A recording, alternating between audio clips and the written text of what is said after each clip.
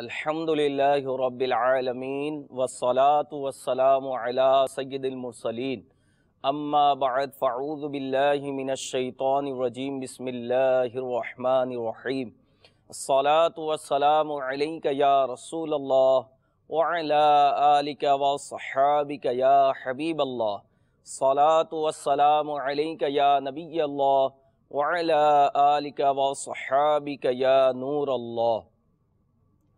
প্রাণপ্রিয় ইসলামী ভাইরা এবং মাদানী চ্যানেলের দর্শকবৃন্দ, মাদানী চ্যানেলের ধারাবাহিক অনুষ্ঠান নেককার রোমানি, এই অনুষ্ঠানে আপনাদেরকে সুস্বাগতম। আসুন এই অনুষ্ঠানের ধারাবাহিকভাবে বয়ান শোনার পূর্বে আমরা কিছু ভালো ভালো নিয়ত করে নিই। মনে রাখবেন, যতক্ষণ পর্যন্ত ভালো নিয়ত না হয় ততক্ষণ পর্যন্ত কোনো আমলের সওয়াব পাওয়া যায় না। রেওয়ায়েতে বর্ণিত আছে, নবী করিম সাল্লাল্লাহু তাআলা আলাইহি ওয়া আলিহি ওয়াসাল্লাম ইরশাদ ফরমান, যা সারমর্ম এরকম, মমিনের নিয়ত তার আমল চাইতে উত্তম। আর একটি রেওয়ায়েতে বর্ণিত আছে, ভালো নিয়ত মুসলমানকে জান্নাতে প্রবেশ করাবে। তাই আল্লাহ তাআলা সন্তুষ্টি এবং সওয়াব অর্জনের জন্য আসুন আমরা কিছু ভালো ভালো নিয়ত করে নিই যে এই অনুষ্ঠান প্রথম থেকে শেষ পর্যন্ত আমরা দেখব ইনশাআল্লাহ আজ্জা ওয়া জাল। বয়ানের মাধ্যমে যা মাদানী ফুল দেওয়া হবে আমলের, সেটার প্রতি আমরা আমল করব। নবী পাক সাল্লাল্লাহু তাআলা আলাইহি ওয়া আলিহি ওয়াসাল্লাম এর নাম মুবারক শুনে দুরূদ শরীফ পড়ব এবং সাহাবিয়াত রাদিয়াল্লাহু তাআলা আনহুন্নার জীবনী থেকে যে মাদানী ফুল আমাদেরকে আমলের পাওয়া যাবে সেটার উপর আমরা আমল করব ইনশাআল্লাহ আজ্জা ওয়া জাল।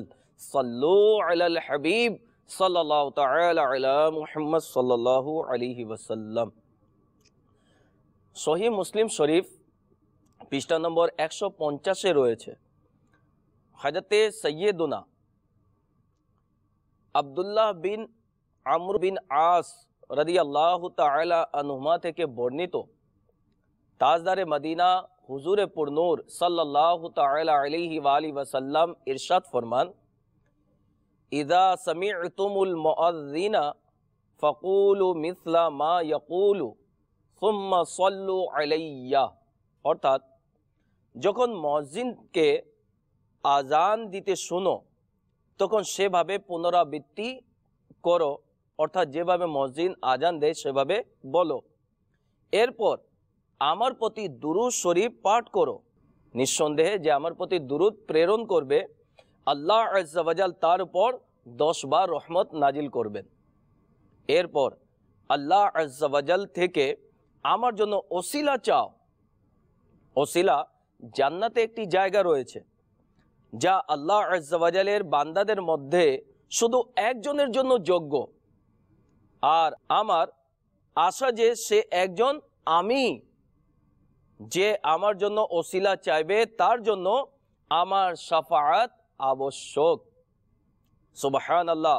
হুজুরে পুরনূর সাল্লাল্লাহু তাআলা আলাইহি ওয়া আলিহি ওয়াসাল্লামের প্রতি দুরূদ ও সালাম দরবারে রব্বুল আনাম আজ্জা ওয়া জালে কত পছন্দনীয়, আর দুরূদ ও সালাম প্রেরণকারীর জন্য কত বরকতময় যে কেউ হুজুরে পুরনূর সাল্লাল্লাহু তাআলা আলাইহি ওয়া আলিহি ওয়াসাল্লামের প্রতি একবার দুরূদে পাক পড়ে আল্লাহ তাবারাক ওয়া তাআলা তার উপর 10টি রহমত নাজিল করেন। এবং এই হাদিস শরীফ দ্বারা এটাও জানা হলো যে আজানের পর দুরূদ শরীফ পড়া শুধু জায়েজ নয়, বরং সওয়াবের কাজ। তো প্রিয় ইসলামী ভাইরা এবং মাদানী চ্যানেলের দর্শকবৃন্দ, আসুন আমাদের প্রিয় আকা সাল্লাল্লাহু তাআলা আলাইহি ওয়া আলিহি ওয়াসাল্লাম এর প্রতি আমরা বেশি থেকে বেশি যেন দুরূদ পড়ি। আজানে যখন নবী করিম সাল্লাল্লাহু আলাইহি ওয়াসাল্লাম এর নাম মুবারক শুনবো, তখনও যেন আমরা বৃদ্ধা আঙ্গুলি চুম্বন দিয়ে চোখে লাগিয়ে দুরূদ শরীফ পড়ি। ইনশাআল্লাহ আজ্জা ওয়া জাল এর বরকত আমরা দুনিয়াতে উপলব্ধি করতে পারবো, এর বরকত আমরা দুনিয়াতে দেখতে পারবো। অনুরোধ আপনাদের কাছে, প্রতিদিন কিছু না কিছু সময় নবী পাক সাল্লাল্লাহু তাআলা আলাইহি ওয়া আলিহি ওয়াসাল্লামের প্রতি দুরূদ পড়ার মধ্যে আমরা ব্যয় করি। একজন কবি কত সুন্দর বলেছেন, হুকম হক হে পড়ো দুরূদ শরীফ, छोड़ो मत गाफिलो दुरूद शरीफ, पढ़ के एक बार पाओ 10 रहमत, खूब सौदा है लो दुरूद शरीफ। অর্থাৎ আল্লাহ তাবারাক ওয়া তাআলা হুকুম করেছেন দুরূদ পড়ার জন্য। কোরআনুল কারীমের একটি আয়াত সূরা আহজাবের 22 নম্বর আয়াতে আল্লাহ তাবারাক ওয়া তাআলা ইরশাদ ফরমান, ইন্নাল্লাহা ওয়া মালাইকাতাহু ইউসাল্লুনা আলান নবী ইয়া আইয়ুহাল্লাযীনা আমানু সাল্লু আলাইহি ওয়া সাল্লিমু তাসলিমা, যার অনুবাদ এরকম, নিশ্চয় আল্লাহ এবং তার ফেরেশতারা দুরূদ প্রেরণ করেন ওই গায়বের সংবাদদাতার উপর। হে ঈমানদাররা, তোমরাও দুরূদ ও বেশি সালাম প্রেরণ করো। তো আমাদেরকে আল্লাহ তাবারাক ওয়া তাআলা দুরূদ ও সালাম পড়ার হুকুম করেছেন। বাহারে শরীয়তের মধ্যে বর্ণিত হয়েছে যে জীবনে একবার দুরূদ পড়া এটা হচ্ছে ফরজ। আর যখনই নবী করিম সাল্লাল্লাহু আলাইহি ওয়াসাল্লামের নাম মুবারক শুনবো তখন ওই সময় দুরূদ পড়া আবশ্যক রয়েছে। সাল্লু আলাল হাবিব সাল্লাল্লাহু তাআলা আলা মুহাম্মদ সাল্লাল্লাহু আলাইহি ওয়াসাল্লাম। প্রাণপ্রিয় ইসলামী ভাইরা ও মাদানী চ্যানেলের দর্শকবৃন্দ, এই পৃথিবীতে প্রথম থেকেই এমন ব্যক্তিত্বরা এসেছেন যাদের ইলম ও আমলের নূর ও ইবাদত ও রিয়াজতের সুগন্ধি দ্বারা জগৎ শত শত বছর সুবাসিত হতে থাকবে। হিদায়াতের বাগানে এমনই সুবাস ছড়ানো ফুলের মধ্যে এমন সুবাসিত ফুল হলেন আমিরুল মুমিনিন হযরতে উমর ফারুক আজম রাদিয়াল্লাহু তাআলা আনহু এর শাহজাদি হযরতে সৈয়দাতুনা হাফসা রাদিয়াল্লাহু তাআলা আনহা। আল্লাহ আযজা ওয়া জাল তাকে অসংখ্য ফজিলত ও গুণ দান করেছেন। আসুন তার রাদিয়াল্লাহু তাআলা আনহা এর পবিত্র হায়াতের কিছু বিশেষ অংশ শোনার চেষ্টা করব ইনশাআল্লাহ আযজা ওয়া জাল। সততা ও হিদায়াতের সূর্য, নবুয়ত ও বিলায়াতের শহনশাহ হুজুর নবী করিম সাল্লাল্লাহু তাআলা আলাইহি ওয়াসাল্লাম যখন আরবের পবিত্র ভূমি থেকে কুফর ও শিরকের আবর্জনাকে দূর করার জন্য সমস্ত আলমকে ইসলামের সুগন্ধি দ্বারা সুবাসিত করার জন্য নবুয়তের ঘোষণা দিলেন আর লোকদেরকে ভ্রান্ত মাবুদের উপাসনা ছেড়ে দেবার এবং এক মাবুদে হাকিকির ইবাদত করার দাওয়াত দিলেন, তখন কুফর ও শিরকের পরিবেশে গড়ে ওঠা ওই সকল ভ্রান্ত মাবুদের উপাসনাকারীরা সত্যের ডাকে লাব্বাইক বলার পরিবর্তে তাদের জন্য বাধা দিতে শুরু করে দিল। জালিমরা ওই সকল ব্যক্তিকে কষ্ট দেওয়ার জন্য তাকিয়ে থাকতো যারা ইসলাম কবুল করার সৌভাগ্য অর্জন করত। ওই যুগে কিছু ব্যক্তিত্ব এমন ছিল যারা ইসলামের ছায়াতলে চলে আসলে তাহলে কাফিরদের হৃদয়ে ইসলামের প্রভাব ও গুরুত্ব বিস্তার পেত। এর ধারাবাহিকতার প্রেক্ষিতে সৈয়দে আলম নূরে মুজাসসাম হুজুরে পুরনূর সাল্লাল্লাহু তাআলা আলাইহি ওয়াসাল্লামের চয়নমূলক নয়ন হযরতে উমর রাদিয়াল্লাহু তাআলা আনহু এর উপর পড়ল আর তিনি সাল্লাল্লাহু তাআলা আলাইহি ওয়াসাল্লাম আল্লাহ আযজা ওয়া জাল এর দরবারে হযরতে উমর রাদিয়াল্লাহু তাআলা আনহু এর ইসলাম কবুলের তৌফিক দান করার ব্যাপারে দোয়া করলেন। দোয়া কি ছিল শুনুন। নবী পাক সাল্লাল্লাহু তাআলা আলাইহি ওয়াসাল্লাম আল্লাহ তাবারাক ওয়া তাআলা দরবারে দোয়া করলেন, হে আল্লাহ আযজা ওয়া জাল, আবু জেহেল আর উমরের মধ্যে যে তোমার প্রিয় তার মাধ্যমে ইসলামকে উন্নতি দান করো। আল্লাহ আযজা ওয়া জাল তার প্রিয় হাবিব সাল্লাল্লাহু তাআলা আলাইহি ওয়াসাল্লামের দোয়া কবুল করে হযরতে উমর রাদিয়াল্লাহু তাআলা আনহুকে ইসলাম গ্রহণের তৌফিক দান করেন। হযরতে উমর রাদিয়াল্লাহু তাআলা আনহু ইসলাম গ্রহণ করার কারণে মুসলমানদের মধ্যে আনন্দের বন্যা বইতে লাগলো আর তাদের সাহসিকতা আরো বেশি বেড়ে গেল এবং কাফিররা দুশমনির আগুনে পুড়ে কয়লা হয়ে গেল। এই প্রেক্ষিতে আল্লাহ আযজা ওয়া জাল এই আয়াত নাজিল করলেন, পারা 10 সূরা আনফাল আয়াত নম্বর 64, ইয়া আইয়ুহান নাবিয়্যু হাসবুকাল্লাহু ওয়া মানিত্তাবাআকা মিনাল মুমিনিন।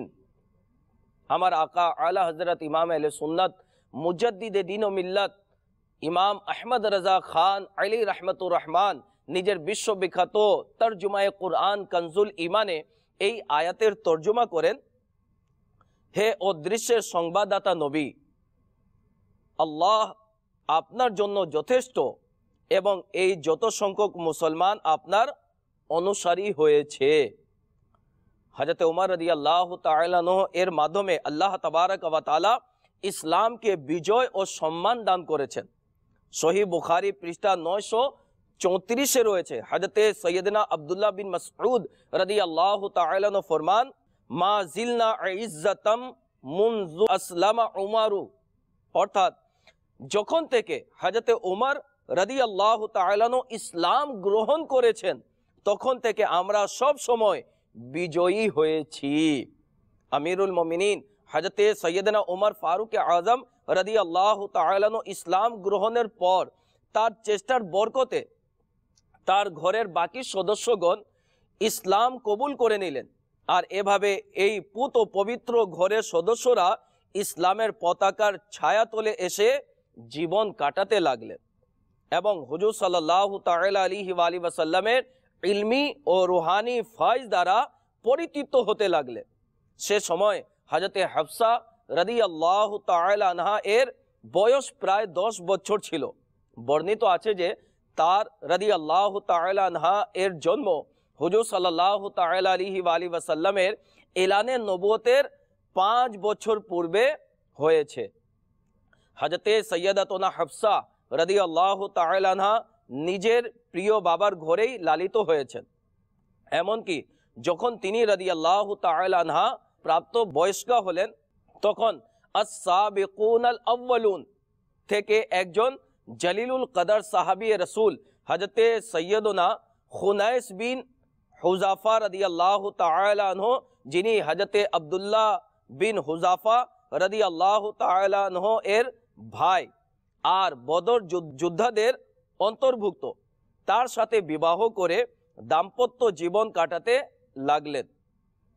কাফিরদের জুলুম নির্যাতন থেকে বিরক্ত হয়ে মক্কাতুল মুকাররমা মজলুম মুসলমানরা যখন হুজুর সাল্লাল্লাহু তাআলা আলাইহি ওয়াসাল্লামের অনুমতি ক্রমে মদিনাতুল মুনাওয়ারার দিকে হিজরত করলেন তখন হযরতে সৈয়দাতুনা হাফসা রাদিয়াল্লাহু তাআলা আনহাও নিজের স্বামী হযরতে সৈয়দনা খুনাইস রাদিয়াল্লাহু তাআলা আনহু এর সঙ্গে হিজরত করে চলে আসলেন আর আরামের জীবন অতিবাহিত করতে লাগলেন।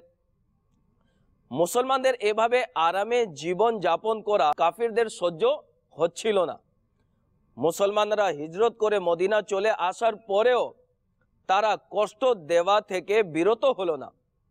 সর্বসময় মুসলমানদের মাযহাবে ফরজকৃত ইবাদত আদায়কালে ঝামেলা করত আর দ্বীন ইসলামকে মিটিয়ে দেওয়ার জন্য চেষ্টারত থাকতো। শুধু নিজেরা নয় বরং আশেপাশের অন্যান্য গোত্রদেরকেও মুসলমানদের বিরোধিতা করার জন্য উদ্বুদ্ধ করত। পরিস্থিতি ভয়ঙ্কর থেকে ভয়ঙ্কর হতে লাগলো। শেষ পর্যন্ত পরিস্থিতি খারাপ হওয়ার কারণে হিজরতের দ্বিতীয় বছর যুদ্ধের আকৃতি ধারণ করলো। মদিনাতুল মুনাওয়ারা থেকে প্রায় 80 মাইল দূরত্বে বদর স্থানে ওই ঐতিহাসিক বদর যুদ্ধ হলো এবং আল্লাহ আজ্জা ওয়া জাল এই যুদ্ধে মুসলমানদেরকে বিজয় দান করলেন। এই যুদ্ধে মোট 14 জন মুসলমান শাহাদাত বরণ করে 6 জন মুহাজির আর 8 জন আনসার। সে বদর যোদ্ধাদের মধ্যে একজন হযরতে সৈয়দাতুনা হাফসা রাদিয়াল্লাহু তাআলা আনহা এর স্বামী হযরতে সৈয়দনা খুনাইস বিন হুযাফা সাইমিও ছিলেন। বদর ঘটনার পর মদিনা শরীফে তিনি রাদিয়াল্লাহু তাআলা আনহু ওফাত পেলেন। আর একটি রিওয়ায়াতে বর্ণিত আছে তিনি রাদিয়াল্লাহু তাআলা আনহু উহুদ যুদ্ধেও অংশগ্রহণ করলেন আর সেই যুদ্ধের মধ্যে আহত হলেন। সেই আহত অবস্থায় তিনি রাদিয়াল্লাহু তাআলা আনহা ইন্তেকাল করলেন। হযরতে খুনাইস রাদিয়াল্লাহু তাআলা আনহু এর ওফাতের পর হযরতে সৈয়দনা উমর ফারুক আজম রাদিয়াল্লাহু তাআলা আনহু নিজের শাহজাদির দ্বিতীয় বিবাহের জন্য চিন্তিত হয়ে পড়লেন আর হযরতে আবু বকর সিদ্দিক রাদিয়াল্লাহু তাআলা আনহু ও উসমানে গনি রাদিয়াল্লাহু তাআলা আনহুকে তার থেকে বিয়ে করার প্রস্তাব দিলেন। উভয়জন থেকে বিয়ের প্রস্তাবের সম্মতি না পেয়ে তিনি রাদিয়াল্লাহু তাআলা আনহু অত্যন্ত দুঃখিত হয়ে হুজুরে পুরনূর সাল্লাল্লাহু তাআলা আলাইহি ওয়াসাল্লামের দরবারে তা বলে ফেললেন। কেন? আমাদের প্রিয় আকা সাল্লাল্লাহু তাআলা আলাইহি ওয়াসাল্লাম দুঃখীদের দুঃখকে দূর করে থাকে।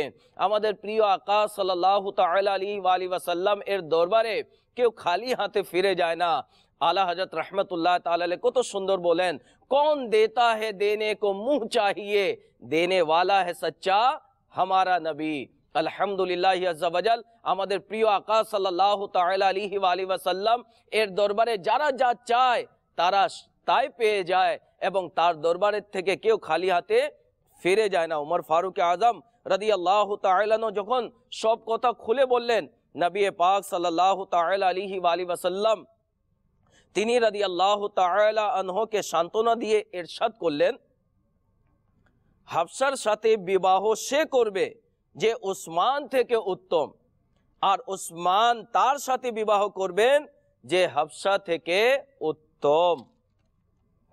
প্রিয় ইসলামী ভাইরা ও মাদানী চ্যানেলের দর্শকবৃন্দ, বয়ানকৃত রেওয়ায়েত দ্বারা আমরা জানতে পারলাম আমাদের প্রিয় আকা সাল্লাল্লাহু তাআলা আলাইহি ওয়া আলিহি ওয়াসাল্লাম নিজের গোলামদের দুঃখ কষ্ট দূর করতেন এবং চিন্তা মুক্ত করতেন এবং সান্ত্বনা ও উৎসাহ প্রদান করতেন। তাই আমাদেরও উচিত আমাদের ঘরের মধ্যে, আমাদের পরিবার পরিজনের মধ্যে, আত্মীয় স্বজনের মধ্যে, ইসলামী ভাইদের মধ্যে যারা চিন্তাগ্রস্ত রয়েছেন, যারা দুঃখিত অবস্থা রয়েছেন, এদের পাশে যেন আমরা দাঁড়াই, এদের দুঃখ কষ্টকে দূর করার জন্য আমরাও যেন সময় দিই, তাদেরকে উৎসাহ প্রদান করি, তাদেরকে যেন সান্ত্বনা দেই।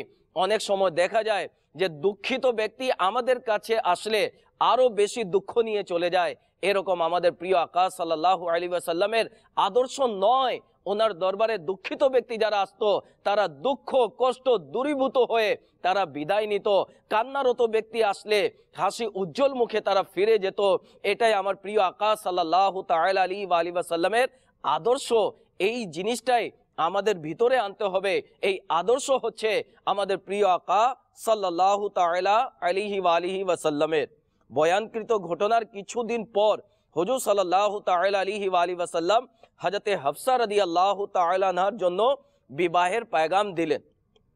আর হযরতে ওমর ফারুক আজম রাদিয়াল্লাহু তাআলা আনহু হুজুর সাল্লাল্লাহু তাআলা আলাইহি ওয়া আলিহি ওয়াসাল্লামের সাথে হযরতে হাফসা রাদিয়াল্লাহু তাআলা আনহা এর বিবাহ করিয়ে দিলেন।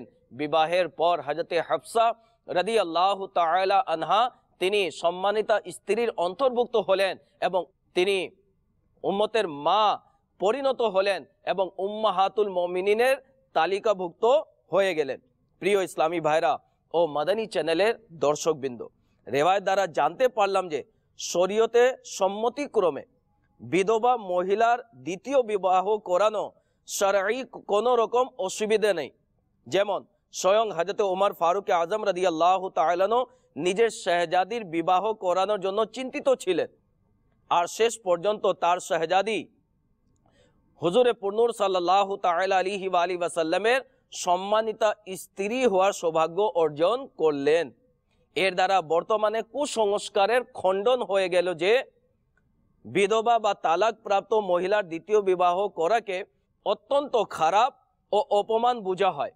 বর্তমান পরিস্থিতি এমন যে বিধবা মহিলা যদি বিয়ে করে নেয় বা তালাক প্রাপ্ত মহিলা যদি বিয়ে করে নেয় দ্বিতীয় বিবাহ, তখন সমাজে তাকে খারাপ মনে করা হয়। এই প্রসঙ্গে আমার আকা আলা হযরত রাহমাতুল্লাহ তাআলা আলাইহি তিনি বর্তমান যুগের এই কুসংস্কারমূলক রুসুমকে খণ্ডন করে ফরমান, কিছু মূর্খ ব্যক্তিরা বিধবার বিবাহকে অমুসলিমদের মতো অত্যন্ত খারাপ ও অপমান বুঝে আর মাআযাল্লাহ আযজা ওয়া জাল হারাম চেয়েও বেশি এর থেকে বিরত থাকে। যুবতী মেয়ে বিধবা হয়ে গেলে যদিও বা স্বামীর মুখও দেখেনি, আজীবন কি এভাবে জবাই হতে থাকবে, এভাবে কষ্ট পেতে থাকবে? হতে পারে বিবাহের কথা মুখেও না আনতে পারে। যদি হাজার একজন আল্লাহ আযজা ওয়া জাল এর ভয়ে আর আখিরাতের দিকে তাকিয়ে নিজের জীবনকে বাঁচানোর জন্য, নিজের দিনকে বাঁচানোর জন্য বিবাহ করে নিল, তাহলে তাকে চারিদিক থেকে কটূক্তিমূলক কথার বর্ষণ হয়। বেচারির জন্য কোনো অনুষ্ঠানে বা নিজের বংশে মুখ দেখানোটা কষ্টকর হয়ে যায়। ওয়ালা হাওলা ওয়ালা কুওয়াতা ইল্লা বিল্লাহিল আলিয়্যিল আযীম। এটা খারাপ, নিঃসন্দেহে অত্যন্ত খারাপ।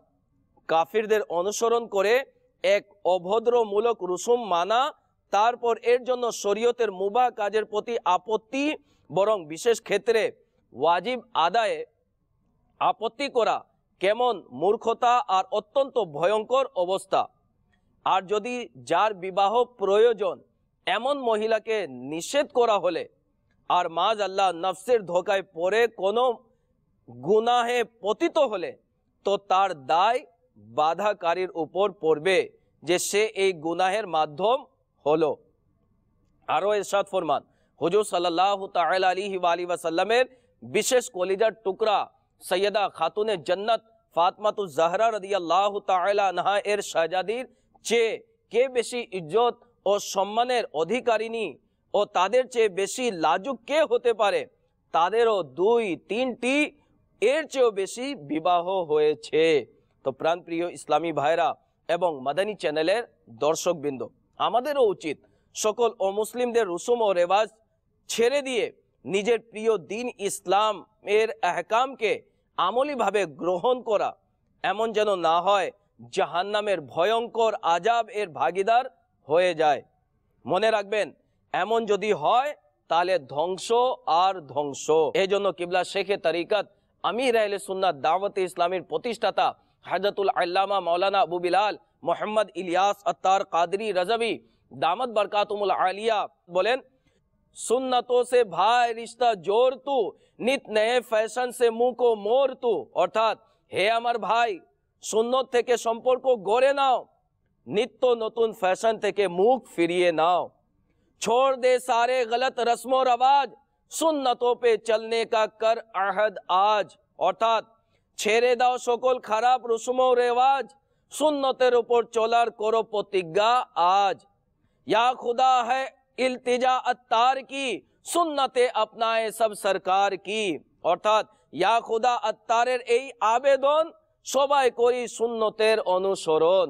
তো প্রাণপ্রিয় ইসলামী ভাইরা এবং মাদানী চ্যানেলের দর্শকবৃন্দ, যে বয়ান করা হয়েছে আসুন আমরা এর প্রতি আমল করি। এই অমুসলিমদের রসুম রেওয়াজকে আমরা ছেড়ে দিই এবং আল্লাহ রসুলের যেভাবে হুকুম আহকাম রয়েছে সেভাবে যেন আমরা নিজের জীবনকে অতিবাহিত করি। ইনশাআল্লাহ দুনিয়াতেও আমরা আরামে থাকব, পরকালেও আমরা আরামে থাকব। এর জন্য দরকার একটি ভালো সুন্দর মাদানী পরিবেশ। আর দাওয়াতে ইসলামী সেই মাদানী পরিবেশ আপনাকে দিচ্ছে, কোথাও যাওয়ার দরকার নেই। দাওয়াতে ইসলামীর মাদানী পরিবেশকে আঁকড়িয়ে ধরুন এবং এই মাদানী পরিবেশের সাথে সম্পৃক্ত হয়ে নিজের বাকির জীবনকে অতিবাহিত করুন। ইনশাআল্লাহ আজ্জা ওয়াজাল দুনিয়া আখিরাতের কল্যাণ নসিব হবে। আপনি নিজের জীবনকে আহকামে শরীয়তের উপর অতিবাহিত করতে পারবেন।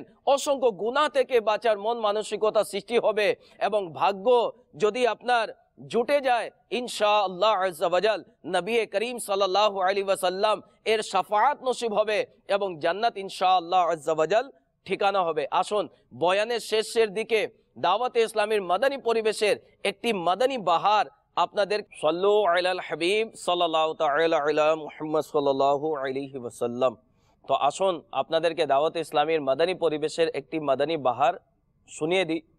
কিবলা শেখে তরিকত আমির আহলে সুন্নাত দামাত বরকাতুমুল আলিয়া ইসলামী বোনদের নামাজের মধ্যে এই ঘটনাটি লিখেছেন যে একজন ইসলামী বোনের লিখিত বর্ণনার সারাংশ হলো, দাওয়াতে ইসলামীর মাদানী পরিবেশের সাথে সম্পৃক্ত হওয়ার পূর্বে আমার আমলের অবস্থা বড়ই নাজুক ছিল। আধুনিক বান্ধবীদের সংস্পর্শের কারণে আমি ফ্যাশন পূজারী এবং নারী পুরুষের অবাধ মেলামেশার বিনোদন কেন্দ্রগুলোর প্রতি খুবই আসক্ত ছিলাম। আল্লাহ আজ্জা ওয়াজালের পানা, আমি নামাজ পড়তাম না আর রোজাও রাখতাম না এবং বোরকা থেকে তো অনেক দূরে থাকতাম। বাস সারাক্ষণ টিভি এবং ভিসিআর চলতো আর আমি দেখতাম। ফিল্ম দেখার এত আসক্ত ছিলাম যে আমার সামনে দিয়ে কাউকে যেতে দিতাম না। ওই সময় আমি কলেজের প্রথম বর্ষের ছাত্রী ছিলাম। একদিন কেউ আমাকে মাকতাবাতুল মদিনার কর্তৃক প্রকাশিত সুন্নতে ভরা বয়ান অজু ও বিজ্ঞান নামক ক্যাসেট উপহার দেয়। বয়ান জ্ঞানমূলক এবং খুবই চিত্তাকর্ষক ছিল, খুবই জ্ঞানময়ী বয়ান ছিল। এই বয়ানে প্রভাবিত হয়ে এলাকায় অনুষ্ঠিত দাওয়াতে ইসলামী বোনদের সুন্নতে ভরা ইজতেমায় যাওয়ার শুরু করলাম। মাদানী পরিবেশের নূর আমার অন্ধকার জীবনকে আলোকিত করতে লাগলো। সময় অতিবাহিত হওয়ার সাথে সাথে আলহামদুলিল্লাহ আজ্জা ওয়াজাল আমি নিজের খারাপ অভ্যাস থেকে তওবা করাতে সফল হই। দাওয়াতে ইসলামীর মাদানী পরিবেশের সাথে সম্পৃক্ত হওয়ার বরকতে কিছু দিনের মধ্যেই মাদানী বোরকা পরিধান করতে লাগলাম। আমার ঘরের সদস্য, আত্মীয় স্বজন এবং আমার বান্ধবীরা এই আকর্ষণজনক পরিবর্তনে অনেক হতবাক ছিল। তাদের এইসব কিছু স্বপ্ন মনে হচ্ছিল, কিন্তু তা বাস্তব ছিল। আলহামদুলিল্লাহ আজ্জা ওয়াজাল এখন আমি আমার ঘরে ফায়জানে সুন্নতের দরজ দিই। অন্যান্য ইসলামী বোনদের সাথে মিলেমিশে মাদানী কাজ করার সৌভাগ্য লাভ করে থাকি। প্রতিদিন ফিকরে মদিনার মাধ্যমে মাদানী ইনামাতের রিসালার খালি ঘর পূরণ করে প্রত্যেক মাদানী মাসে জমা করানোর আমার অভ্যাসে পরিণত হয়েছে। একদিন আমার উপর আল্লাহ তাবারাক ওয়া তাআলার এমন দয়া হলো যে আমি যতই শুকরিয়া আদায় করি না কেন তা কম। ঘটনা হলো, এক রাতে আমি ঘুমালাম, তখন আমার ভাগ্য সুপ্রসন্ন হলো। আমি স্বপ্নে দেখলাম দাওয়াতে ইসলামীর সুন্নতে ভরা ইজতিমা হচ্ছে। আমি যে জায়গায় বসেছিলাম সেই জানালা দিয়ে ঠান্ডা ঠান্ডা বাতাস আসছে। আমি তাৎক্ষণিক জানালা দিয়ে বাইরের দিকে দেখলাম, তখন আকাশে মেঘ দেখা যাচ্ছিল। আমি আকস্মিক হয়ে অর্থাৎ আশ্চর্যিত হয়ে এই সালাম পড়া শুরু করলাম, এ সাবা মুস্তাফা সে কহ দেনা গম কে মারে সালাম कहते हैं। হঠাৎ আমার সামনে এক চমৎকার ও সুন্দর এবং নুরানি চেহারা সম্পন্ন বুজুর্গ, সাদা পোশাক পরিহিত, সবুজ ইমামার তাজ মাথা মুবারকে সাজিয়ে মুচকি হেসে তশরিফ আনলেন। আমি তখনও দিদারের মধ্যে বিভোর ছিলাম। কারো আওয়াজ শুনতে পেলাম, তিনি বলছিলেন তিনি হচ্ছেন হুজুরে পুরনূর সাল্লাল্লাহু তাআলা আলাইহি ওয়াসাল্লাম। অতঃপর আমার চোখ খুলে গেল। আমি নিজের সৌভাগ্যের এই মেরাজের ভাবাবেগের কারণে খুবই কান্না করতে লাগলাম। আমার ইচ্ছা হচ্ছিল চোখ বন্ধ করে বারবার ওই দৃশ্য দেখতেই থাকি। এখনো প্রত্যেক রাতে এই আশা নিয়ে দুরূদ শরীফ পাঠ করতে করতে ঘুমিয়ে যায়। যেন আমার ভাগ্য পুনরায় জেগে ওঠে। क्या खबर आज की सब दीद का अरमान निकले, क्या खबर आज की सब दीद का अरमान निकले, अपनी आंखों के अकीदत से बिछाए रखिए। तो प्राण प्रिय इस्लामी भाईरा এবং মাদানী চ্যানেলের দর্শকবৃন্দ, দেখলেন দাওয়াতে ইসলামী কত সুন্দর মাদানী পরিবেশ। এই মাদানী পরিবেশের মধ্যে আল্লাহ রসুলের কত দয়া রয়েছে। ইসলামী বোনের কেমন ভাগ্য খুলে উঠলো, তার ভাগ্যে জুটে পড়লো নবী করিম সাল্লাল্লাহু আলাইহি ওয়াসাল্লামের দিদার দ্বারা সে ধন্য হলো। তাই আসুন আমরাও এই মাদানী পরিবেশকে আঁকড়িয়ে ধরি এবং বয়ানের মাধ্যমে যে আমাদেরকে আমলের মাদানী ফুল দেওয়া হয়েছে সেটার উপর যেন আমরা আমল করি, শরীয়ত সম্মতভাবে আমরা নিজের জীবনকে অতিবাহিত করি।